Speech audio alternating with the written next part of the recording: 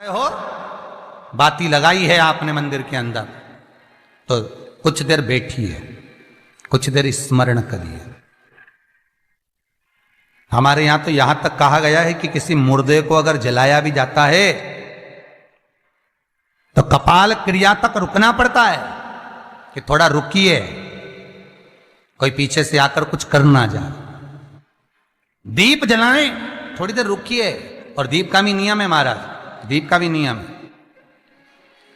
दिए में जो फूल बत्ती लगती है, गोल बत्ती लगती है, गोल वाली, ये बत्ती हमेशा कोई विष्णु भगवान की पूजन कर रहे हो, शिव जी की पूजन कर रहे हो, कोई अन्य देवता का अगर आप स्मरण कर रहे हो तो गोल बत्ती लगाई जाती है। भगवान के मंदिर में पूजन कर रहे हो तो गोल बत्ती लगाएं।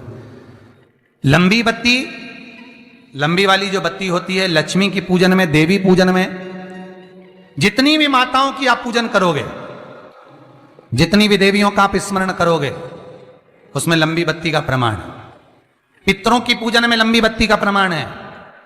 पितरों को कभी गोल बत्ती नहीं लगती। आप मटके के पास में, परिंदे के पास में, जल के पात्र के पास में कोई भी अगर दिया लगाएंगे तो वहां गोल बत्ती रखकर लगाएंगे तो घर में लक्ष्मी नहीं टिकेगी।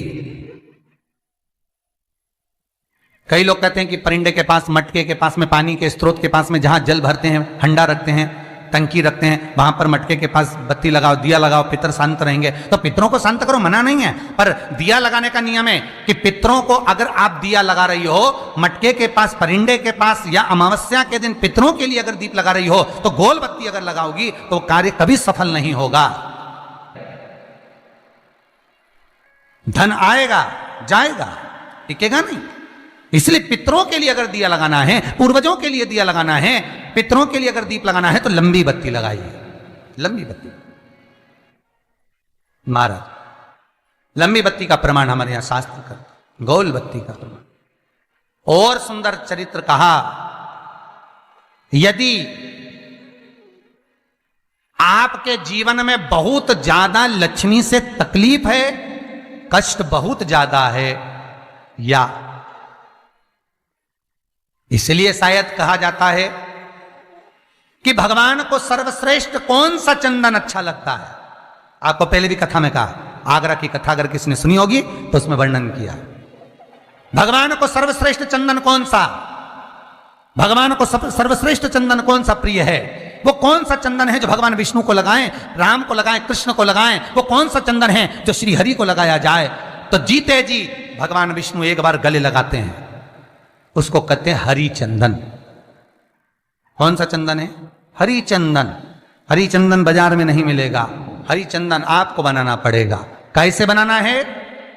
तुलसी जब सूख जाए उसकी जड़ को निकाल लिया जाए, वो जड़ को पानी में धो लिया जाए, धोने के बाद उसको सिलवट्टे पर, पत्थर पर घिसा जाए, और घिस कर उसमें थोड़ा सा कुंकू, रोली डालकर तैयार कर कर जो भगवान विष्णु के मस्तक पर, कृष्ण राम के मस्तक पर लगा देते हैं, और उसकी एक बिंदी अपने हृदय पे लगा लेते हैं। जीते जी भगवान एक बार उसको गले लगाते ही हैं। हरि चंदन प्रियता। जैसे शिव महापुराण में रुद्र चंदन का भाव है, शिव महापुराण में रुद्र चंदन का प्रमाण दिया जाता है। अगर आपने लिंग पुराण पढ़ी हो तो उसका 5वां स्कंद अवश्य पढ़िएगा महाराज। और शिव महापुराण अगर पढ़ रहे हो तो उसका कुमार खंड पढ़िएगा, जिसमें रुद्र चंदन का प्रमाण है। रुद्र चंदन कैसा, रुद्र चंदन का प्रमाण कैसा? तो महाराज कहा, चंदन घिसकर, पीला चंदन घिसकर उस चंदन को 3 मुखी रुद्राक्ष पर लपेट लिया जाता है। 3 मुखी रुद्राक्ष पर उस चंदन को लपेटा जाता है। लपेटोगे उसके बाद उसको ऐसा गोल करोगे तो एकदम चिकना हो जाएगा, एकदम चिकना, ठीक है, एकदम चिकना हो जाएगा।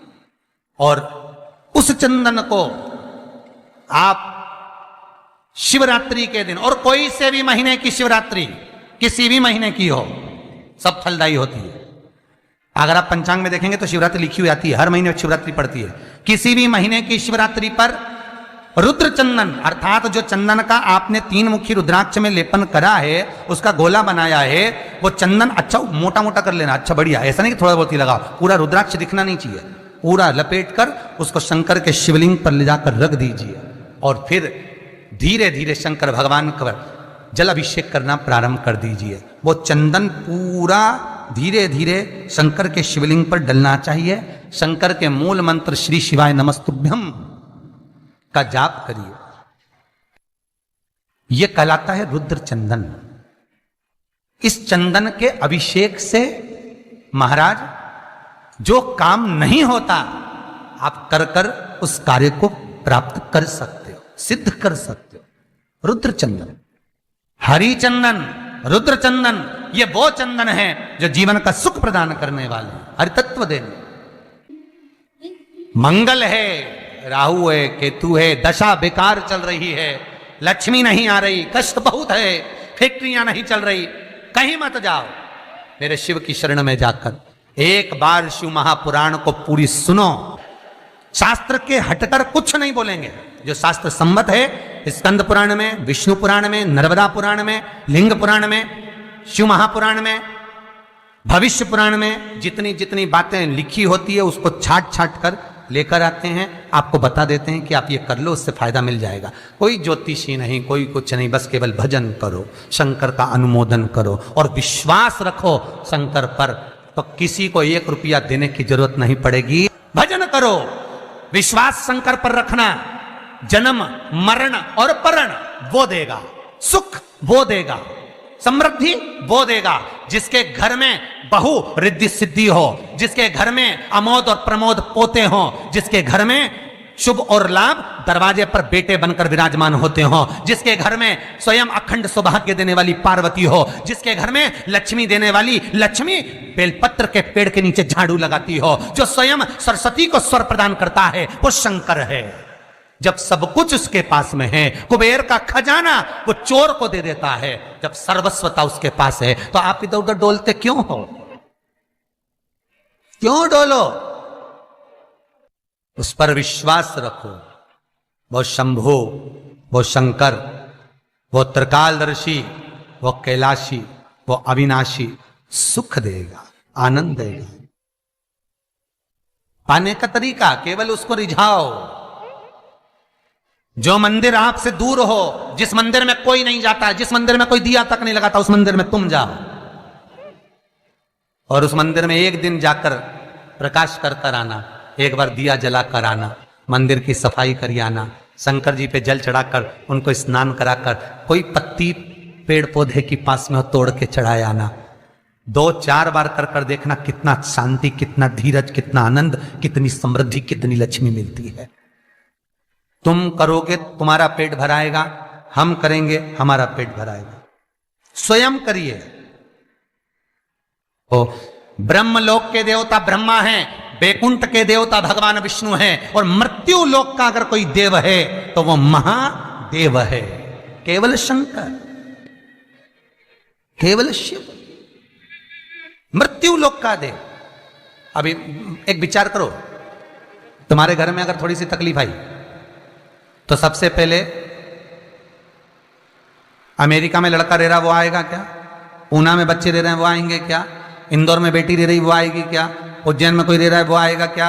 सबसे पहले वो आएगा जो तुम्हारे घर के पास होगा या घर के करीब में होगा, बिल्कुल लगा हुआ होगा या घर में होगा। अब आप कहां रहते हो? जितने लोग कथा सुन रहे हैं सही बताना, कहां रहते हो? पृथ्वी पर मृत्यु लोक में रहते हो। और पुकार किसको रहे हो? ब्रह्मलोक में। पुकार किसको रहे हो? बैकुंठ लोक में। पुकार किसको रहे हो? इंद्रलोक में। और जो घर के घर में रह रहा है, जो तुम्हारे पास में रह रहा है, जो मृत्यु लोक में रह रहा है, उसको तो बुला ही नहीं रहा। कई लोग कहते हैं